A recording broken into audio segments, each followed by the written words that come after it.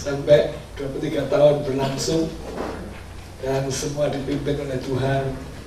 Adalah kasih karunia Tuhan yang luar biasa. Tapi juga tanpa kita sadari tanggal 22 Agustus ini adalah ulang tahun yang ke-29 dari GPII. Jadi dengan demikian kita bisa melihat bagaimana Tuhan pimpin, Tuhan pelihara, dan Tuhan nyatakan segala mujizatnya pada kita semua. Dari nol kita berjalan, hanya dengan modal iman semua berjalan dan jadi. Nanti kita akan lihat itu dalam perjalanan ini. Tapi tidak bisa dilupakan dalam hal ini adalah rekan-rekan yang amat mendukung sehingga bisa berjalan semua. Tanpa dukungan daripada Bapak Ibu, para dosen, para pengurus, mungkin tidak akan pernah terlaksana pekerjaan besar yang Tuhan bebankan pada kita semua. Mari kita akan memperhatikan kebenaran firman Tuhan. Kita akan lihat Matius 28.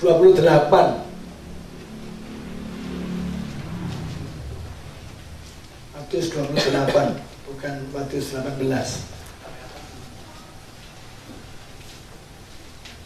Atasnya keliru.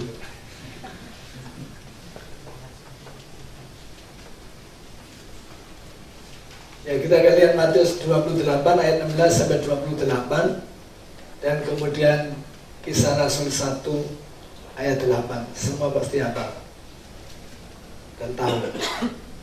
Mari saya ajak semua berdiri.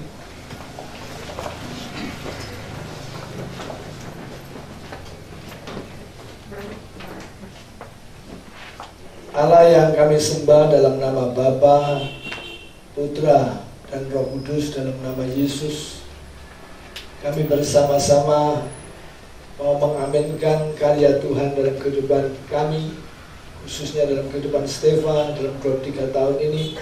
Kami boleh melihat karya-karya Tuhan yang amat hebat dan dahsyat yang sudah Engkau tunjukkan pada kami semua. Biarlah kami boleh meninjau kembali perjalanan kami, dan kami semakin dimantapkan dan semakin meyakini apa yang Engkau perbuat adalah luar biasa. Dalam nama Yesus kami berdoa. Amin. Silakan. Kita akan lihat Matius 28 mulai 16, demikian bunyinya. Dan ke-11 murid itu berangkat ke Galilea, ke bukit yang telah ditunjukkan Yesus kepada mereka. Ketika melihat dia, mereka menyembahnya, tapi beberapa orang ragu-ragu. Yesus mendekati mereka dan berkata, "Kepadaku telah diberikan segala kuasa di surga dan di bumi. Sah muridku dan baptislah mereka dalam nama Bapa dan Anak dan Roh Kudus. Dan ajarlah mereka melakukan segala sesuatu yang telah kuperintahkan kepadamu. Dan ketahuilah aku menyertai kamu senantiasa sampai pada akhir zaman."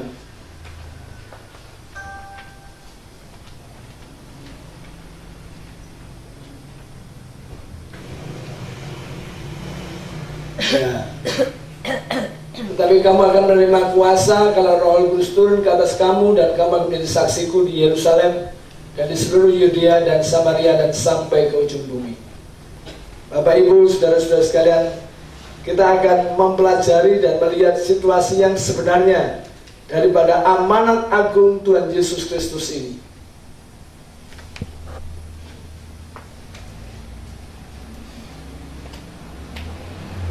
Perintah dari Kisah Rasul 1 ayat 8 adalah Yerusalem, Yudea, Samaria, segala bangsa, ujung bumi, saudara-saudara. Sebuah pertanyaan perlu kita pertanyakan, apakah misi ini gampang? Apakah perintah Tuhan Yesus itu mudah dilakukan?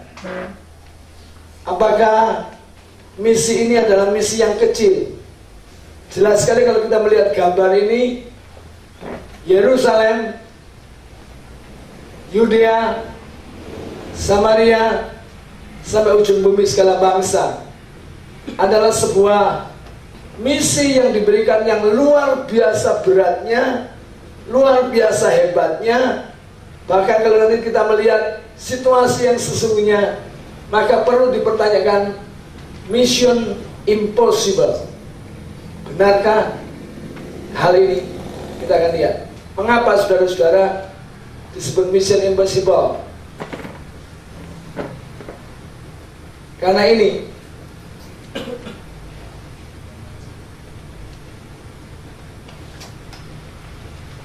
yang menerima perintah itu hanya 11 murid. Dan 11 murid ini bukan orang yang luar biasa hebatnya, bukan orang yang ajaib. Tapi kalau saudara bisa melihat latar belakang mereka itu luar biasa lemahnya. Baru saja mereka mengalami situasi yang menggoncangkan, sehingga mereka tidak berani menghadapi kenyataan dan mereka sembunyi. Orang yang seperti itu mendapat perintah dari Tuhan Yesus untuk pergi ke segala bangsa dengan sebuah tugas yang amat hebat dan berat sekali. Mengapa?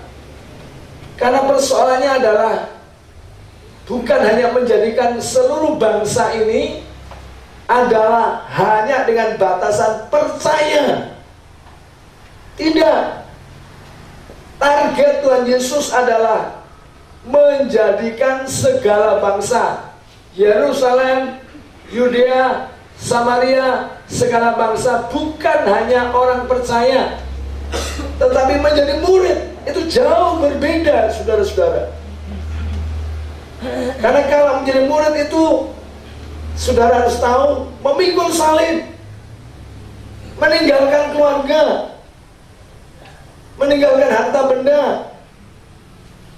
dan bermacam-macam hal yang harus dihadapi. Kalau percaya, ada satu saat, ini ada Pak Pri pernah diundang di tempat pelacuran. Pernah Pak Pri masuk untuk membetulkan TV. Apa yang terjadi? Di kamar pelacur ada gambar salib.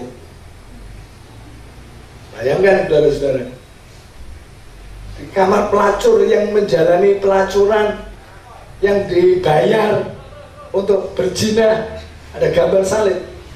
Berarti seorang pelacur yang menjadi orang percaya. Tapi murid Tuhan bisakah seperti itu? Tidak mungkin. Jadi jauh bedanya antara seorang percaya dengan seorang murid Tuhan. Dan Yesus ingin saudara dan saya pergi ke Yerusalem, Yudea, Samaria, sampai ujung bumi, mengubah segala-galanya. Bukan hanya asal percaya, tapi merubah. Seperti tadi disaksikan, karakter, kepribadian, mental, semuanya jadi murid Tuhan. Mudahkah itu? Saya lihat tangisan tadi. Nah, gampang. Nah, sekarang 11 murid segala bangsa, mampukah berdasarkan perbandingan jumlah untuk bisa membawa berita, memuridkan itu, mengubah serigala jadi domba di Logia Pengabdian? Ya. Diubah dari seekor serigala jadi domba. Dan Anda diubah lagi. 11 murid ini harus diubah. Bukan hanya menjadi domba, menjadi gembala. Perubahan itu harus terjadi. Jadi pertanyaannya, mampukah? Mission impossible kah itu?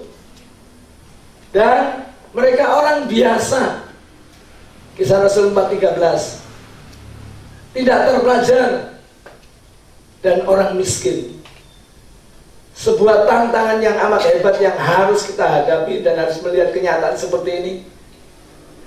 Kalau hanya perintah saja tanpa ada embel-embel lain, maka lemah dan tidak berdaya dan tak mungkin, impossible, itu pasti terjadi, saudara-saudara. Tapi ada janji.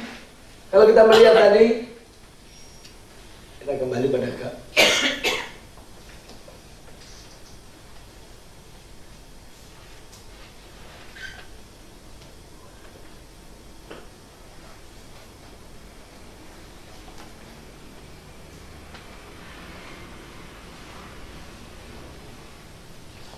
dalam Kisah Rasul 1 ayat 8, kamu akan menerima kuasa. Tapi dalam Matius 28, saudara lihat sebuah hal yang amat indah.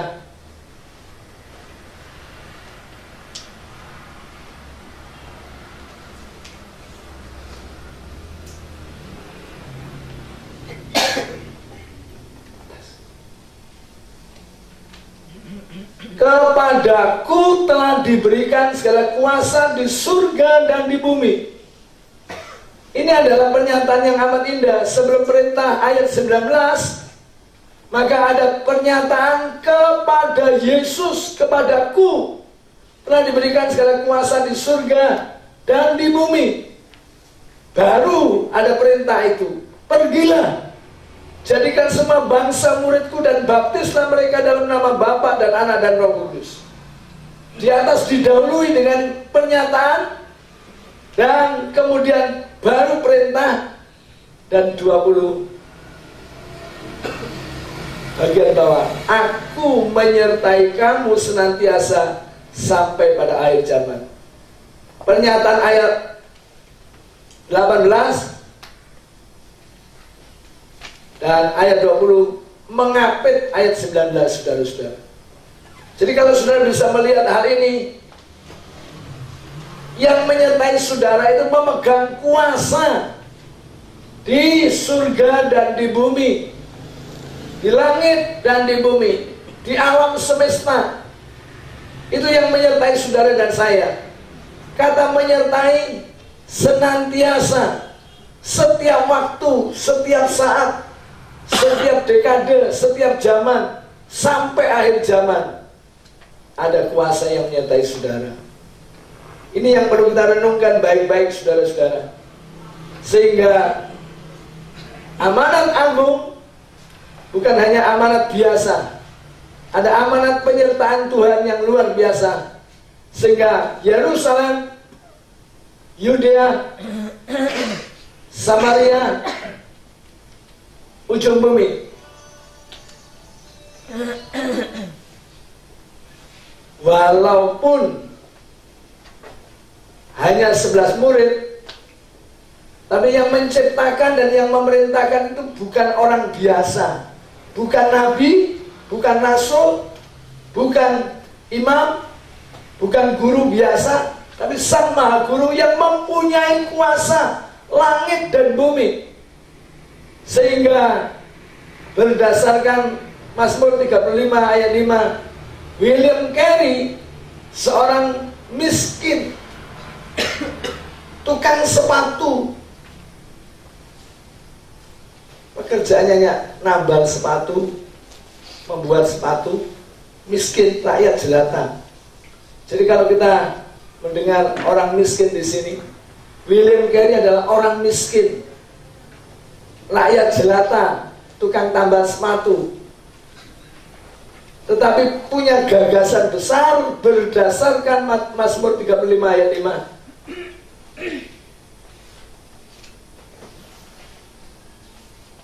Ini bukan 35 ini, 135 ini. Ya, iya, 135. Mazmur 135 kurang satunya ini.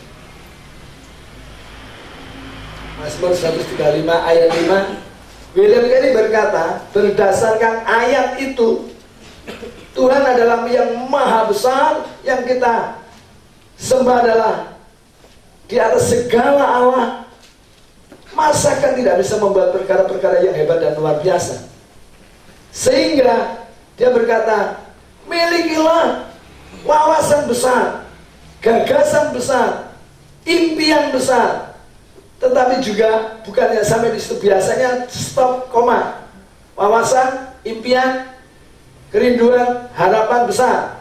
Tapi William Carey berkata, berjuanglah untuk melakukan hal-hal besar. Bukannya mimpi, bukannya harapan, bukannya kerinduan, hanya bukan sebuah cetusan ide, tapi dia berjuang untuk itu. Sehingga Mission Impossible ini benar-benar tidak impossible lagi, tapi possible.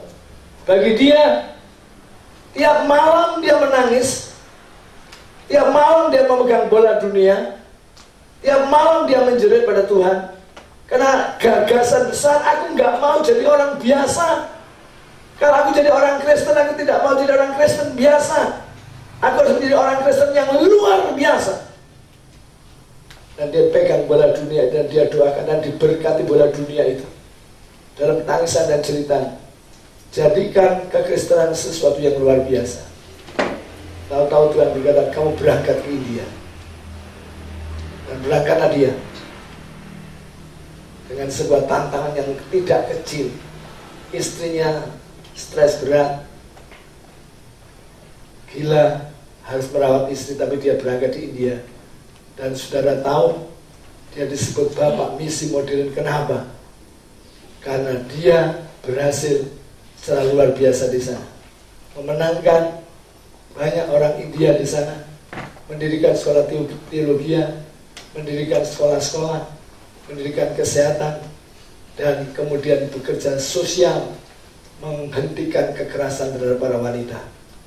Seorang miskin, tapi membuat prestasi yang luar biasa hebatnya, karena punya Allah yang luar biasa, Allah yang sudah sembah sama. Jadi kalau mendengar amanat agung, harus tahu ayat 18, ayat 20, dan kemudian menerima kuasa dalam Kisah Rasul 1 ayat 8. Tapi juga ini, saudara-saudara, Mazmur 119 ayatnya juga salah, ayat 172, bukan 102. Adalah pernyataan Daud yang menyatakan betapa firman Tuhan itu benar adanya, sehingga di sini satu orang yang bernama D.L. Moody, seorang yang gagap, yang sulit bicara, punya gagasan besar. Aku mau menjadi seorang pengkhotbah. Itu kan sebuah lompatan yang mustahil. Bagaimana orang gagap berpidato? Bagaimana orang gagap bisa berkhotbah? Tapi dia punya gagasan besar, sehingga aku harus bisa menjadi berkat untuk dunia ini, karena Allahku berkata pasti benar. Sehingga dia berkata begini, Allah tidak pernah berjanji yang tak dapat ditepatinya. Sehingga apa yang dikatakan Allah pasti tepat, pasti benar, dan pasti terjadi. Keyakinan dia seperti itu.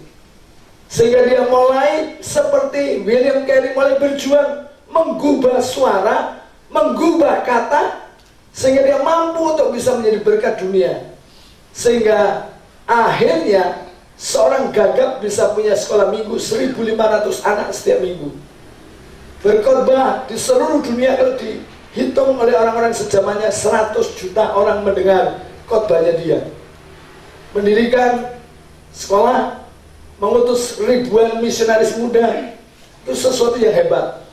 Sehingga kalau saudara membaca dan mengerti akan hal ini, tidak ada perintah Tuhan Yesus yang tak bisa dilakukan oleh kita semua. Matius 10 ayat 16 kan berkata, kita diutus ke tengah-tengah serigala seperti domba. Kalau melihat itu impossible. Satu domba lawan 2, 3, 5 serigala, gimana bisa menang? Satu lawan satu aja tercapek-capek dan mati. Apa Tuhan mau nyuruh kita mati? Tidak. Karena Tuhan berkata, karena itu adalah engkau cerdik seperti ular dan tulus seperti burung merpati. Itu sebuah perintah yang amat indah, menjadikan murid serigala diubah jadi domba. Dan kita harus menggubah itu. Sebuah perintah Tuhan yang harus kita laksanakan dalam kehidupan ini. Teologi pengabdian mengupas itu semua. Sehingga mari kita melihat ini saudara-saudara. Hambatannya sekarang. Jadi Yerusalem, Yudea, Samaria sampai ujung bumi harus kita tembus berdasarkan perintah Tuhan. Tapi banyak hambatan yang harus kita hadapi.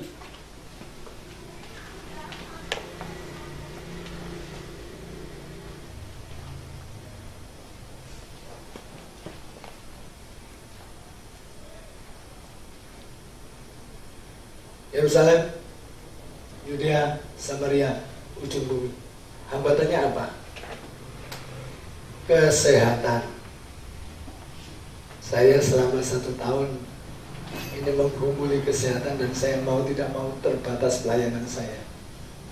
Tadi mau khotbah, ini aja saya harus mikir-mikir dulu badan saya gimana, jantung saya harus bagaimana, peredaran darah saya gimana. Mau tidak mau, hambatan dalam mission impossible, dalam misi kita possible adalah satu, masalah kesehatan Anda. Maka anak-anak Stefa harus menjaga kesehatan. Gizi harus baik, suka sayur. Ini anak-anak seringkali sayur dibuang-buang. Saya berpikir kalau saya yang melihat satu saat buang makanan, buang sayur, saya nggak bilang buang daging, daging pasti mau. Lebih baik mulai kalau saya lihat itu bagian Bapak asrama, langsung malamnya atau besoknya tidak ada lauk. Semua tidak ada lauk, bukan hanya satu orang. Langsung kasih nasi tok. Jadi semua tanggung jawab. Bayangkan ada orang yang nggak makan, saudara-saudara. Tapi kok dikasih makan, dibuang-buang berapa? Sudah pikirkan 1 sendok makan kalau dikumpulkan itu berapa itu? 40 orang 1 sendok, 40 sendok berapa itu? Bayangkan. Maka saya katakan pada Bapak Ibu, kalau melihat lagi lebih baik tidak ada lauk. Ya, setuju ya? Nyari lauk aja susah. Ya, kesehatan.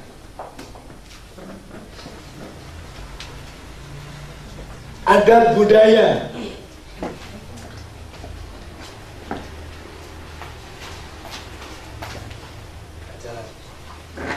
Dana. Intelektual.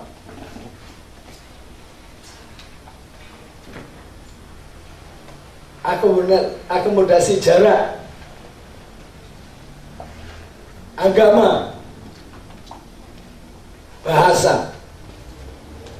Ini hambatan-hambatan yang kita hadapi di dalam pelayanan misi.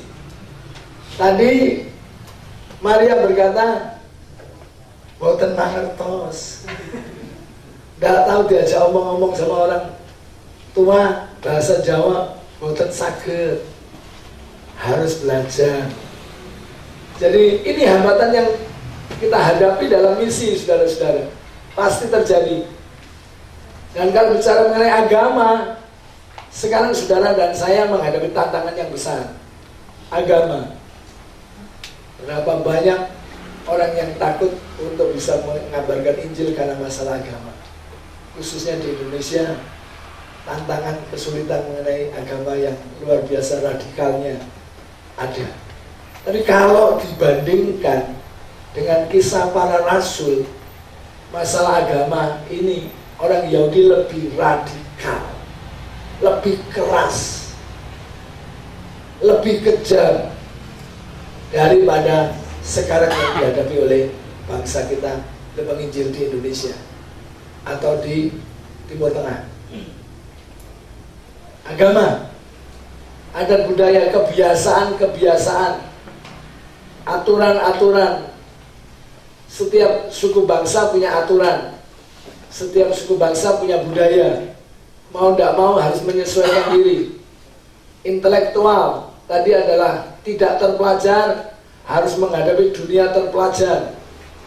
Ya, kita hadapi akomodasi jarak Yerusalem, Yudea, Samaria sampai ujung bumi.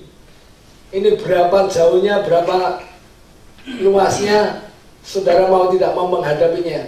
Lelah, ada yang mengeluh. Kenapa saudara bagus, aku diutus Pak Surya ke Suko, harus jalan kaki, berat. Tapi itulah tantangan-tantangan yang kita, itu nyata. Jarak, bahasa, dana harus dikeluarkan. Maka sekarang menghadapi tugas-tugas kita ini, hambatan-hambatan yang kita hadapi luar biasa banyaknya. Sanggupkah saudara dan saya, bisakah saudara dan saya untuk bisa menangani semua ini? Jadi pertanyaannya, apakah benar mission impossible? Tidak. Karena yang mengutus adalah yang mendapatkan kuasa surga dan bumi, dan penyertaannya senantiasa pada kita semua. Maka jangan takut. Ini yang harus saudara pegang. Aku menyertai kamu sampai akhir zaman, kurang senantiasa. Jadi hari ini, hari esok, kapan saja ada penyertaan Tuhan sampai akhir zaman. Dan saya ajak sudah melihat peta ini. Ini adalah pernyataan Tuhan. Tidak ada hal yang mustahil. Tidak ada hal yang tidak bisa dikerjakan. Tidak ada hal yang tidak bisa direalisasikan. Pernyataan Tuhan yang awal adalah pada hari Pentakosta, saudara-saudara. Berapa banyak suku bangsa dan bangsa yang ada di sini kumpul.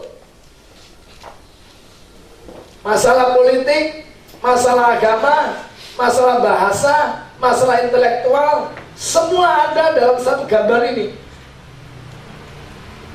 Dan Pentakosta menjawab, bahasa bukan masalah, jumlah orang bukan masalah, 11 murid melawan dunia yang banyak tidak masalah. Sehingga dalam satu hari gerakan ini menjadi dasar daripada misi dunia. Tuhan bekerja. Sehingga kalau ada yang berkata tahun 2025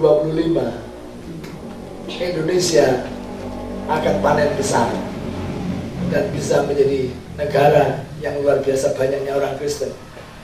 Padahal saudara kita Tiri juga berkata tahun 2025 Indonesia menjadi negara hijau. Tubrukan. Mana yang terjadi? Secara realitas pasti kalah kita ini. Mengapa? Semakin suci Anda dan saya, semakin terbatas pelayanan perkembangan. Karena kita satu suami, satu istri, apalagi kalau ada KB hanya 2 anak. Mereka satu istri bisa 4, 5, padahal istrinya berapa? Halal 4, yang gak halal banyak. Jadi perkembangan penduduk pasti kalah. Tapi kalau melihat ini saudara-saudara, contoh yang amat jelas, pernyataan Tuhan, aku menyertai kamu senantiasa sampai pada akhir zaman, kuasa langit dan bumi ada padaku. Inilah contohnya. Tidak ada hal yang mustahil yang tidak bisa kita kerjakan, asal saudara seperti memegang janji Tuhan seperti orang-orang William Carey. Demikian pula D.L. Moody yang mempercayai seperti itu. Gerakan jalan Allah menjangkau dunia terjadi dalam satu saat, sehingga 5.000 orang 3.000 orang bertobat pada saat itu, dan sesuatu yang luar biasa.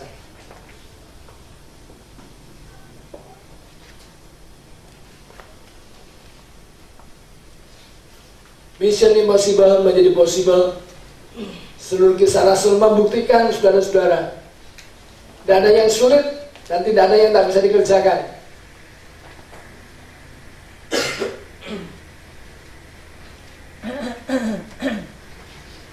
Yerusalem menembus ke Yudea, Samaria, sehingga kisah para Rasul pasal 8, dua daerah ini sudah tertembus, sehingga ada utusan-utusan yang ke Yudea, ke Samaria, dan terjadi pertobatan luar biasa dan gerakan revival di daerah Samaria, Filipus, sesuatu yang amat hebat dan luar biasa. Menembus dunia, kisah Rasul asal akhir membuktikan sampai kepada ujung bumi, kerajaan Roma tersentuh dan terjamah. Masalah kesehatan, siapa Rasul Paulus? Orang yang kakinya, maaf, tidak lurus, jalannya tidak lurus, dan kesehatan matanya juga tidak jelas. Tetapi dialah yang justru luar biasa, kaki yang sakit, mata yang kurang awas, menembus dunia. Di Yerusalem, Yudea, Samaria, sampai segala bangsa dia tembus. Rasul Paulus sebagai contoh, tidak ada hal yang mustahil masalah kesehatan. Jadi jangan ada yang mengeluh, aku sakit, aku lemah, aku tidak berdaya. Karena saudara bisa melihat contoh Rasul Paulus. Ya. Adat budaya juga ditembus. Masalah dana, orang miskin loh saudara-saudara. Ya. Orang miskin menembus dunia. Saya tidak tahu orang yang berjejer-jejer di sini ini kaya semua badan.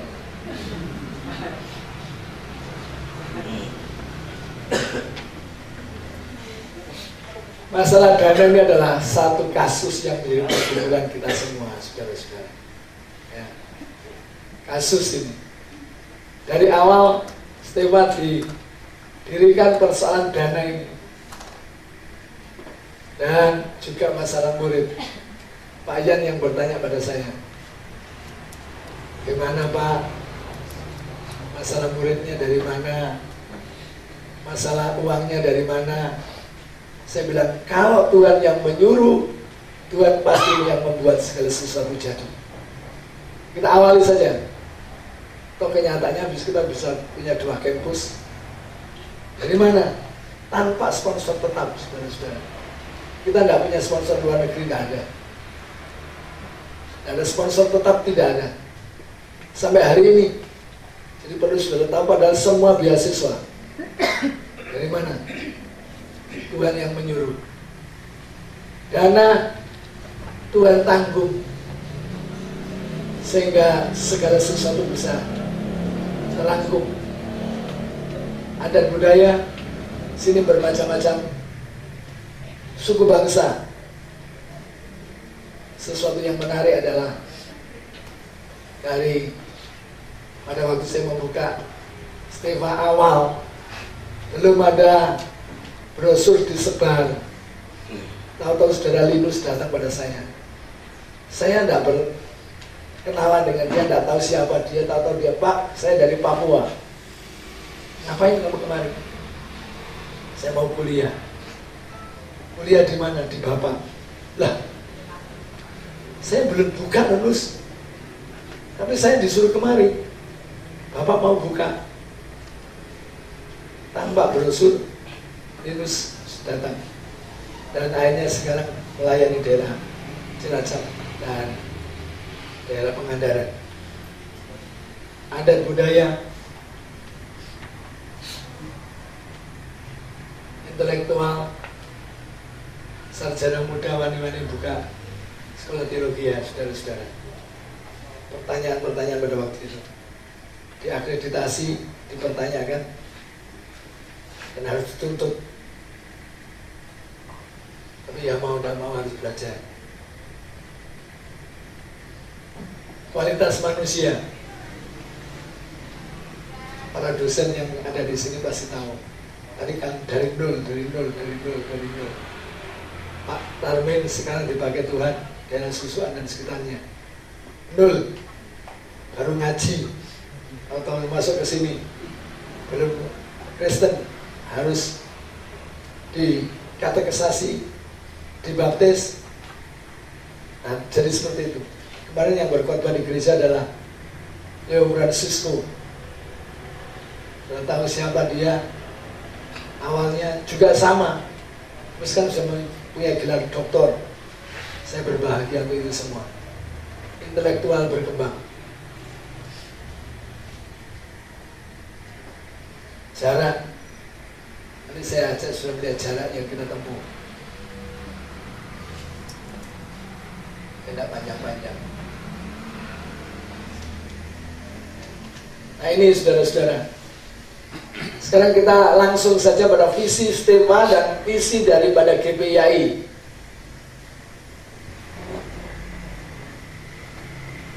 Ini gambar Indonesia. Kita baru menembus Indonesia. Dulu gambar brosur kita, gambar logo kita hanya berhenti di Katulistiwa. Sampai di Katulistiwa awal. Tapi kemudian Tuhan berkata pada saya, kenapa kamu hanya Katulistiwa, Pontianak toh? Tembus. Maka tembus sampai ke bawah gambar logonya. Karena sasaran bukan hanya Kalimantan. 29 tahun GPIAI ada, 23 tahun STEMA ada. Eksistensinya adalah jaminan dari Allah. Aku menyertai kamu senantiasa sampai akhir zaman. Kuasa langit dan bumi diberikan kepadaku. Itu jaminannya untuk saya, saudara-saudara. Sehingga saya bergerak selama 29 tahun, 23 tahun ini. Ini tantangan visi saya seluruh Indonesia. Dan saya harap dikembangkan oleh anak-anak didik saya, bukan hanya Indonesia pada suatu saat. Harus menembus dunia. Apalagi ada Bugatti, ada Pak Bambang yang sekarang mulai terlibat di STEMA. Saya harap menopang pelayanan visi kami di sini. Nah, saudara lihat, menjangkau Indonesia. Salatiga. Gerejanya Brigjen Sudiarto. STEMA-nya Jalan Bango 25. Saya berpikir begini dulu, saudara-saudara. Kalau saya mau menjangkau seluruh Indonesia, bahkan dunia, saya harus punya prajurit. Saya harus punya tentara. Tidak mungkin saya sendirian menjangkau dunia, tidak mungkin. Saya perlu banyak mulut, banyak kaki, banyak tangan, banyak hati, dan prajurit tentara yang harus saya bentuk. Sehingga dengan visi itulah saya bentuk STEMA ini dengan wawasan dari Tuhan. Sehingga kalau sudah bisa melihat yang nggak ada jadi ada, yang tidak terwujud menjadi terwujud, yang tidak terbentuk menjadi terbentuk. Dari Salatiga menembus menuju ke Jawa Barat.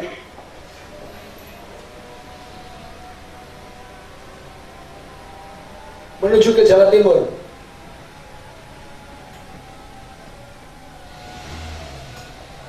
Menuju ke NTT. Menuju ke Lampung. Menuju ke Sulawesi. Teluk Banggai. Menuju Kalimantan. Ini Sibolga, ini yang terakhir. Nias. Yang terjauh Biak. Jadi dalam waktu 23 tahun dan 29 tahun ini visi kita dan misi kita yang terlaksana, saudara-saudara. Dan saya bersyukur bahwa 60 cabang GPI ditangani oleh hamba-hamba Tuhan lulusan daripada Steva. Dapat dikatakan 99%. Ini visi kita semua. Dan perlu sudah tahu siapa penanggung jawabnya, Tuhan Yesus. Tidak ada sponsor, sanggup bangun kampus. Tidak ada sponsor, sanggup mengutus. Tidak ada sponsor, sanggup membuat utusan Injil dan membangun gereja-gereja di seluruh Indonesia seperti ini. Saya tadi baru dengar laporan daripada saudara Nuh, Haliulik sudah mulai dibangun.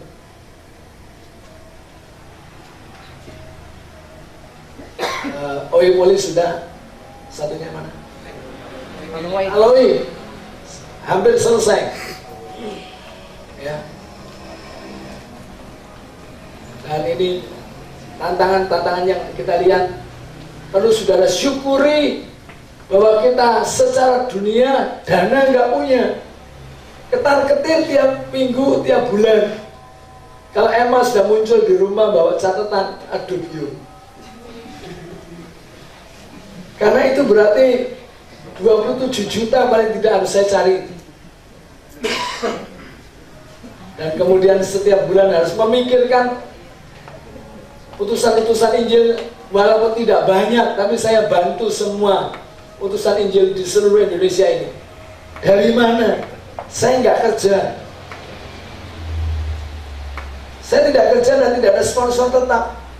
Tetapi yang membuat saya tergagas seperti ini adalah Hudson Taylor dan kemudian Josh Muller punya panti asuhan dengan 3.000 orang anak tanpa sponsor tetap. Dan bahkan ketika ada orang yang mau menyumbang untuk tetap, dia berkata, no, saya mau melihat karya Allah sepanjang hidup saya. Mujizat pasti ada.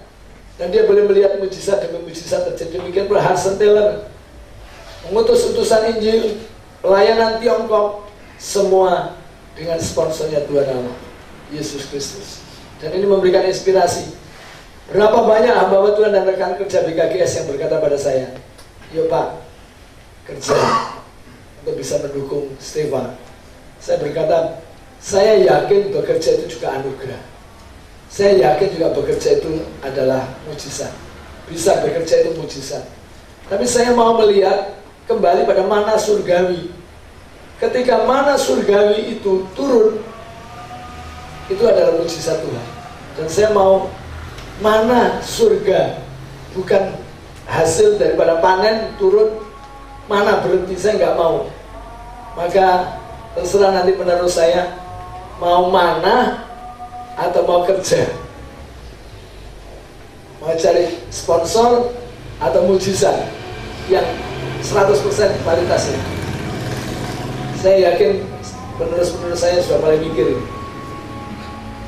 mikirin. Bayangin dari mana dana itu, tiap minggu, tiap bulan, dari mana. Tapi sekali lagi, saya percaya Allah tidak pernah berjanji yang tak dapat ditepati. Dan Allah itu maha besar, pasti bisa membuat segala sesuatunya dengan luar biasa hebat. 23 tahun kita melihat itu. Dan ini akan masih terus. Saya harap kita akan terus berkembang. Seluruh Indonesia terangkum semua. Ya. Terima kasih untuk rekan-rekan semua, Pak Christian, khususnya guru saya satu ini. Pak Ishak ini kan guru saya.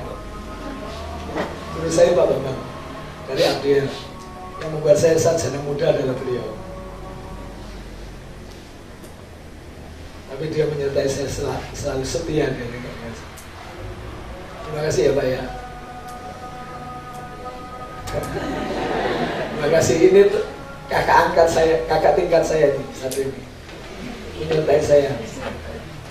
Jadi dua orang ini satu keluarga dari dulu. Terima kasih untuk semuanya, Pak Sal, Mbak Bambang dan Bu Kanti yang mewakilkan bersama-sama. Khususnya untuk rekan-rekan dosen, semua terima kasih, dan sponsor-sponsor yang selalu ngirim sayur. Ini ada sponsor sini yang selalu ngirim sayur.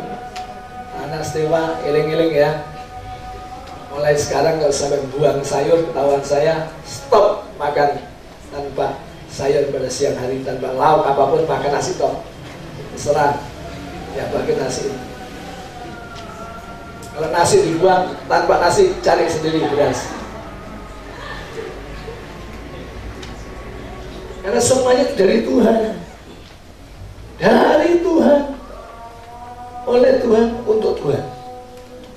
Jadi hargai pemberian Tuhan itu dengan luar biasa indahnya. Bersama Tuhan kita pasti bisa. Mari kita berdoa. Melayani di berbagai tempat, dan ini adalah anugerah Tuhan. 23 tahun bukanlah masa yang pendek, tetapi 23 tahun adalah masa yang luar biasa panjang dengan banyak tetesan-tetesan air mata. Tapi kita bersyukur bahwa ada pertolongan Tuhan yang luar biasa. Dan sebelum kita mengajak ke acara berikutnya, ini memang surprise. Jadi memang di susunan acara tidak ada, tetapi memang ini adalah bentuk surprise-nya kami. Untuk mempersingkat waktu, saya mohon Pak Surya, Bu Surya, Pak Isa, Pak Christian, Pak Ian, Bu Yulia, para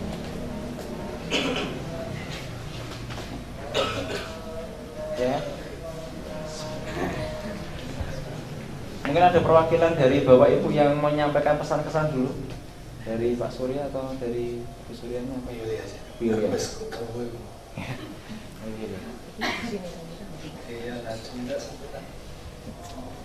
Ya, shalom, selamat siang Bapak Ibu dan Saudara. Kita bersyukur pada siang hari ini kita boleh menikmati berkat Tuhan. Memang betul seperti yang dikatakan Pak Surya, Stefa ini ada dari Tuhan, untuk Tuhan, oleh Tuhan. Saya bersyukur saya bisa ada di STT Fata ini sampai di usia yang ke-23 tahun, di sebuah perjalanan yang cukup panjang. Kalau itu seperti kehidupan seorang manusia, umur lebih dari 20 tahun itu berarti sudah dewasa. Dan itu dilalui dari hari demi hari.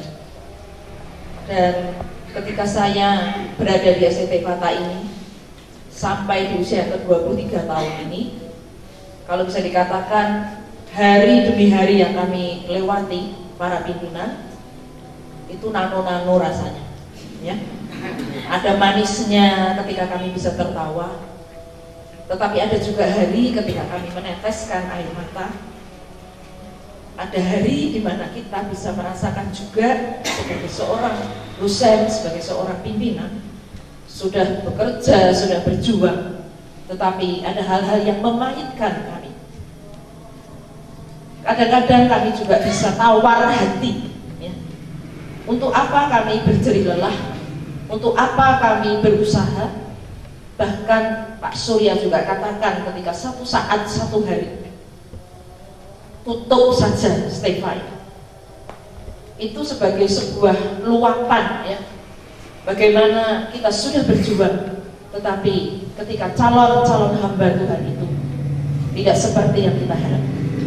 Karena itu dalam kesempatan yang berbahagia ini, kami juga mengucapkan terima kasih kepada seluruh dosen, sponsor, donatur, majelis, orang-orang yang sungguh mengasihi Stefa ini, sehingga kami sebagai pimpinan, kami sebagai dosen bisa tetap kuat, teguh untuk terus membentuk hamba-hamba Tuhan. Kalau Pak Jokowi mencanangkan revolusi mental, STT Fata itu sudah dari awal berdiri. Bagaimana kami bertujuan untuk membentuk, mengubah mindset, pikiran, revolusi mental, mengubah karakter para mahasiswa. Dan itu tidak mudah. Tetapi hari ini kami sungguh bersyukur bersama dengan Tuhan, karena iman kita kepada Tuhan, maka kita bisa menikmati prajurit-prajurit Tuhan, hamba-hamba Tuhan, para lulusan di tengah-tengah tadi air mata kepahitan, tetapi buah-buah yang manis Tuhan berikan kepada kami. Kita terus berjuang, terus berdiri STT Fata. Terima kasih, Tuhan memberkati.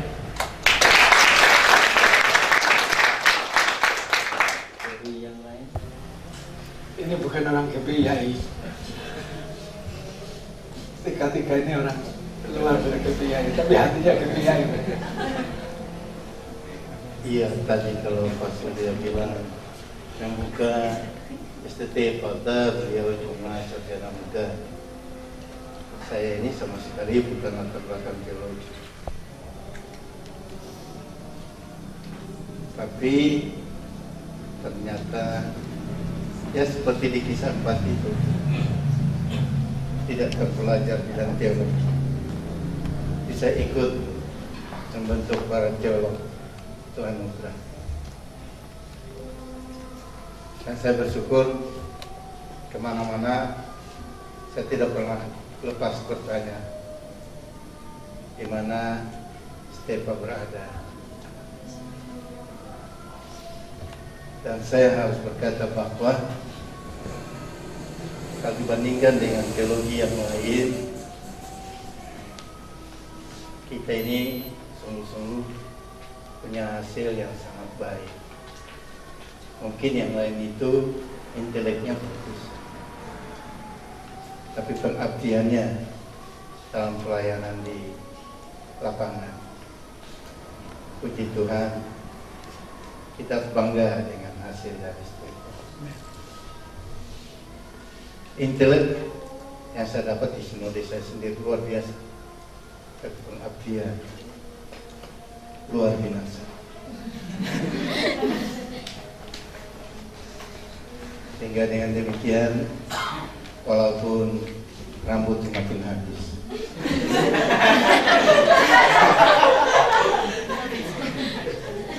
dan sebelum Pak Surya mengatakan stop bagi saya tetap berpikir untuk memberi sesuatu. Mulut saya sudah berkata dari mana, sekarang sudah ada. Saya ingat kata-kata itu dan saya tidak mengatakan stop. Terima kasih. Gila ya, sebenarnya saya itu agak pendiam, nggak banyak ngobrol, omongan gitu, tapi perasaan saya bekerja terus gitu. Ya kan masih hidup ya. Saya katakan